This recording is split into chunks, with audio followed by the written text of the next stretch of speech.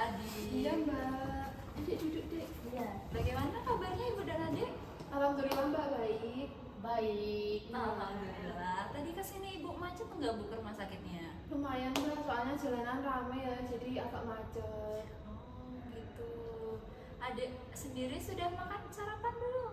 Udah pakai roti sama susu. Wih, pinter ya. Sebelumnya Bu, perkenalkan saya Nanda Aulia sebagai ahli gizi di rumah sakit ini. Saya nantinya yang akan membantu untuk konseling pada pagi hari ini. Sebelumnya boleh saya tahu Ibu dengan Ibu siapa? Saya Yuni. Baik, kalau untuk adiknya? Adik. Iya. Oh baik Ibu, saya konfirmasi juga untuk saat ini yang mau konseling itu dari ibunya atau adik ya?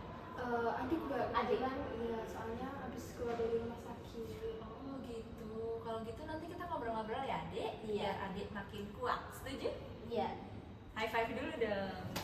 Baik. Jadi Ibu, tujuan saya di sini adalah membantu adik-adik ini supaya kebutuhan gizinya terpenuhi, supaya bisa lebih cepat pulih dan juga tumbuh optimal. Nanti saya akan tanya-tanya mengenai pola makan, asupan makan, dan kebiasaan makan sehari-hari adik-adik ini. Apakah Ibu bersedia? Ya Mbak boleh. Ya, nanti kalau misal emang ada pertanyaan, boleh langsung konfirmasikan ke saya saja ya Bu. Iya Mbak.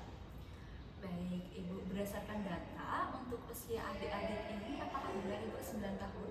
Iya 9 tahun ya Dik ya. Iya. Iya 9 tahun. Baik Ibu, untuk berat badannya apakah benar 23 kg? Iya terakhir mengukur segitu sih Mbak kemarin. Oh baik, kalau untuk tinggi badannya itu 107 cm benar Ibu? Iya. Oh baik, yang selanjutnya Ibu adik-adik ini apa ada keluhan ya Bu saat dirawat atau setelah dirawat di rumah sakit ini?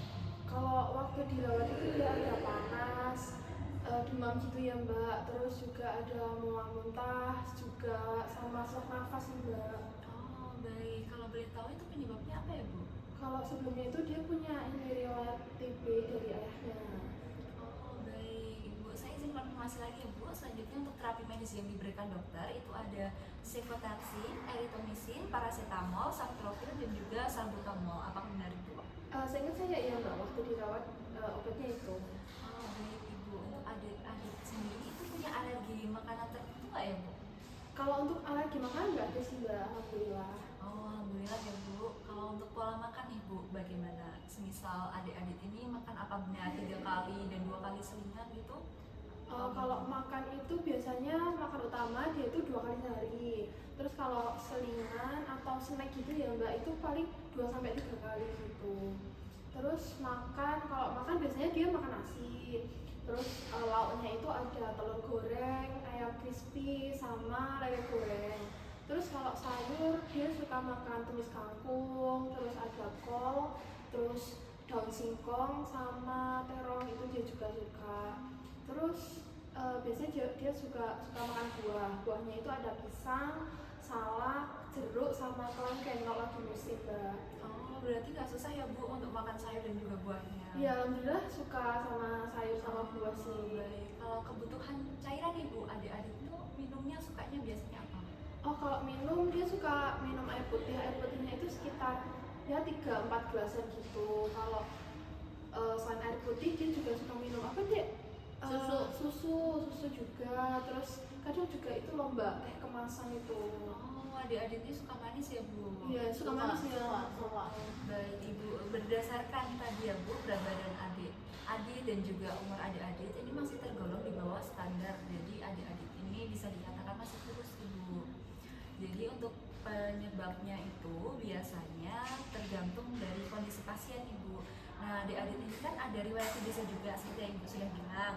Itu bisa jadi masalah penyebabnya karena kan ada interaksi dari obat yang dikonsumsi dan juga ada makanan tertentu Bu. Jadi itu bisa mempengaruhi berat badan dari adik-adik ini dan juga ada nafsu makan kan biasanya anak-anak nafsu makannya sering naik turun ya Bu. Jadi itu bisa berpengaruh Bu.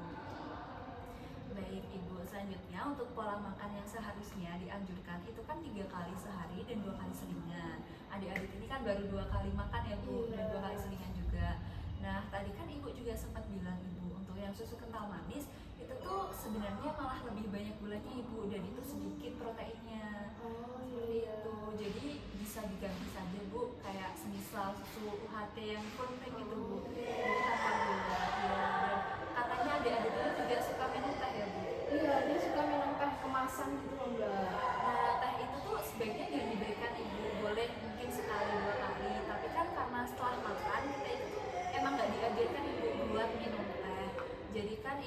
ada kandungan zat fitratnya yang menghambat penyerapan zat besi dari adik-adik ini. Gitu Bu. Berarti kalau setelah makan itu minum air putih gitu ya Mbak? Iya betul Ibu. Iya, iya. Memang banyak orang tua yang mengira itu tuh boleh Ibu untuk diberikan. Nah tapi kan sekarang Ibu juga sudah mengetahui ya Bu. Iya. Jadi kita nanti bisa bantu adik-adik ini buat menambah asupan makannya biar lebih bergizi lagi. Oh iya. Adik-adik ini suka makan camilan apa ya? Apa mah? Dia suka ini puding coklat gitu. Boleh ya enggak? Susu. Susu juga. Sebenarnya boleh aja itu, cuma tetap diselingin sama buah ya, biar nggak terlalu manis gitu. Kalau misal emang mau puding coklat, Berarti kalau buah-buah yang manis gitu nggak apa-apa ya Mbak? nggak apa-apa Ibu, tapi jangan kali-kali untuk nambahin susu kental manis kayak gitu ya Bu. Iya, iya. Berarti buah-buah aja gitu ya. Iya betul Ibu. Karena kan kalau anak sakit juga itu kan biasanya nafsu makan tuh menurun, tapi kan kita juga tetap perlu berusaha ya Bu memberikan makanan yang bergizi seimbang gitu. Kalau tidak kan nanti tubuh adik-adik ini bisa kekurangan bahan bakar gitu Bu, jadi kurang kesulitan gitu untuk melawan infeksi yang ada di tubuhnya gitu. Iya, berarti harus makan yang banyak gitu ya Mbak? Iya Ya, betul. makan yang banyak deh. Ya. Baik Ibu, selain itu kan juga minum air putih Adit itu juga masih kurang ya Bu, Iya. 3-4 gelas. Nah idealnya untuk anak seusia Adit itu kita kejar Ibu sampai 6-8 gelas supaya cairan tubuhnya itu cukup. Dan apalagi kan adik-adik ini demam dan juga batuk apalagi setelah sakit gitu ya Bu. Iya. Nah tadi juga untuk teh manis itu boleh Bu sesekali, tapi tetap diutamakannya itu air putih dan susu full cream bisa, atau enggak jus buah itu juga manis tapi jangan ditambahkan gula. Oh iya, jadi kalau susu yang kemasan kayak susu kotak yang full cream itu boleh ya Mbak ya? Iya betul Ibu, itu lebih dianjurkan ya Bu. Baik Bu, setelah saya lihat juga dari riwayat makan dan kondisi adik-adik ini, saya akan bantu buatkan rencana makan sehari untuk membantu adik-adik ini agar pulih cepat ya Bu. Dan juga karena idealnya Adit makan 3 kali makan utama dan 2 kali camilan sehat, saya mengatur dan menghitung bahwa energi adik-adik ini itu ada 1443 kalori, dan untuk proteinnya sendiri itu ada 72,15 gram, untuk lemaknya sendiri itu ada 40,08 gram, dan untuk karbohidratnya sendiri itu ada 793,65 gram. Nah, saya bisa memberikan Ibu sedikit referensi untuk makan pagi. Adik-adik ini bisa Bu nasi dan juga omelet gitu kan, adik suka sayur ya Bu. Di Iya. omeletnya jangan polos aja Bu, bisa ditambahin sayur atau enggak tumis bayam gitu Bu, Oh iya, iya. biar makin sehat gitu. Atau enggak kalau adik mau bubur ya bisa bubur tambah 1 gelas susu, susunya susu full cream gitu. Dan untuk camilan pagi, karena kan adik juga suka buah ya Bu, dan buah yang banyak dicari dan mudah dicari itu mungkin ada pisang atau jagung, kebetulan kan adik juga suka. Iya. Nah itu bisa Ibu ditambahkan untuk cemilan paginya, atau enggak roti isi keju, atau kalau mau manis roti isi coklat, tapi roti isi coklatnya jangan terlalu sering gitu. Nah selanjutnya untuk makan siang, adik ini bisa Bu diberikan nasi, terus ayam semur, sayur sop, dan juga tetap ada buah potong ya Bu. Lalu untuk camilan sore, katanya kan tadi adik suka puding coklat. Iya. Nah itu bisa Bu, atau diganti puding susu, tetap ditambah buah gitu, biar makin bervariasi. Nah kalau untuk makan malamnya itu bisa nasi tim dengan daging cincang dan juga ada sayurnya Bu, wortel atau enggak sup makaroni dan juga telur rebus seperti itu. Baik Ibu, kalau untuk Adit sendiri belum bisa makan dalam satu waktu, itu boleh Ibu dibagi dalam porsi kecil tapi sering gitu. Jadi tetap kita mendapat asupan gitu untuk adik-adiknya. Dan juga cairan kita juga usahakan minum air putih minimal 6-8 gelas sehari, dan bisa diserangin juga jus dan juga jus buah-buahan segar seperti itu Bu. Iya, berarti bisa ditambah jus ya kalau misalnya bosen sama air putih gitu. Iya betul banget Ibu. Nah kalau adik-adik tadi kan juga suka makan ayam goreng ya.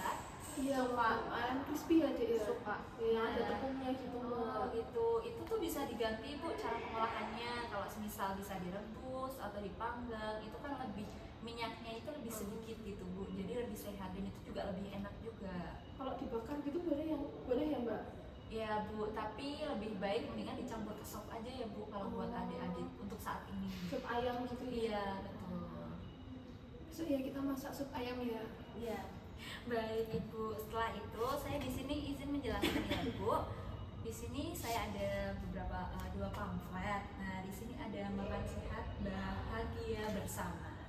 Nah, ini ada tips makan Ibu. Jadi makanan bergizi itu tuh pastikan asupan makanan itu kayak nutrisi seperti sayur-sayuran, terus buah-buahan atau enggak biji-bijian gitu Bu.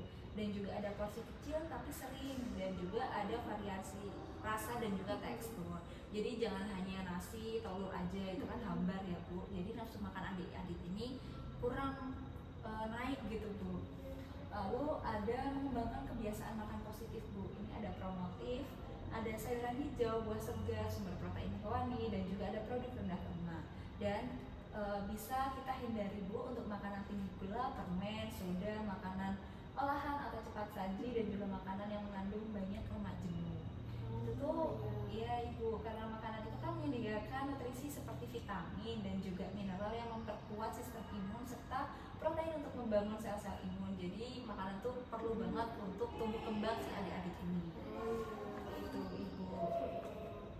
Nah, izin menjelaskan ya Bu, karena kan tadi adik-adik ini ada masalah TBC Bu. Nah, TBC itu kan infeksi saluran pernafasan akut Bu, yang emang kondisinya itu menyerang saluran pernafasan yang melalui hidung dan juga ke paru-paru. Nah, fenomena ada juga Ibu, fenomena sendiri itu infeksi yang menyebabkan peradangan pada kantong udara di salah satu atau di kedua paru-parunya, dan tanda-tandanya itu ada yang batuk lebih dari 2 minggu, terus ada sesak napas, nyeri dada, demam dan meriang, nafsu makan berkurang seperti itu Bu. Dan kalau TBC sendiri yang sempat adik alami, apakah benar Ibu ada batuk berkepanjangan gitu Bu? Iya, dia sering batuk gitu Mbak. Oh gitu, lalu ada batuk berdahak, batuk berdarah gitu Bu? Kalau berdarah nggak ada sih, cuman batuk aja gitu. Terus ada penurunan berat badan ya Bu? Iya. Dan juga ada keringat gitu Bu kalau semisal malam hari? Kadang-kadang sih Mbak, tapi nggak sering. Oh baik Ibu. Dan ini ada cara cegah infeksi berulang Ibu. Ada pengobatan yang tuntas. Jadi kan TBC itu harus rutin kontrol dan rutin berobat ya Ibu. Dan juga ada pola makannya yang diatur. Jangan asal-asalan gitu Bu. Apalagi manis-manis itu mending dikurangi dulu saja Ibu. Dan juga ada peningkatan daya tahan tubuh kayak vaksinasi gitu. Dulu sih udah vaksinasi sih Mbak, waktu bayi sebulanan gitu. Oh baik Ibu. Nah di sini saya juga izin menjelaskan lagi ya Bu. Ini ada panduan untuk orang tua Bu. Jadi ada salah satunya ini nih, dengan makan yang tenang. Jadi kalau semisal makan di rumah itu sebisa mungkin kita menciptakan suasana itu yang tenang biar anaknya tidak terlalu bosan dan juga jenuh gitu Bu. Kalau semisal berisik atau rame takutnya kan mengganggu. Lalu ada menggunakan alat makan itu yang sesuai. Gunakan alat makan untuk adiknya atau untuk bapaknya itu sebisa mungkin dipisah dulu, karena kan juga ukurannya yang berbeda gitu. Dan ada jadwal makan itu juga yang teratur, makan pagi, siang, malam itu kalau bisa yang teratur Ibu. Selanjutnya ini ada Bu, melatih kemandirian sejak dini. Itu Ibu bisa mengajak anaknya itu untuk berpartisipasi dalam proses makanan seperti memilih makanan atau mengajak membantu untuk menyiapkan makanannya agar adik-adik ini juga kenal gitu Bu, makan apa aja yang dikonsumsi oleh adik-adik ini juga. Ini ada hindari Ibu memarahi atau memaksa anak makan terlalu cepat, dan juga ada memberi makan sepenuhnya meski anak bisa belajar mencoba, dan juga ada mengalihkannya dengan TV atau HP saat makan. Kalau adik-adik sendiri itu ada mengalihkan Bu, bisa makan dengan menonton televisi atau gadget? Kadang-kadang ya, kadang nonton TV atau enggak HP gitu sih Mbak. Biar gampang gitu. Oh baik Ibu, kalau bisa itu dihindari ya Ibu. Oke Ibu, jadi edukasi dari saya itu mungkin seperti itu aja. Dari Ibu sendiri apakah ada pertanyaan Bu? Belum sih, tapi mungkin saya mau lihat ini ya dulu, pamfletnya boleh ya Mbak? Boleh Ibu, ini kebetulan dibawa pulang juga boleh Ibu. Ini dia bisa dilihat di Ikan. Iya, ikan. Betul. Tadi. Oh iya, ini ada anak kecil.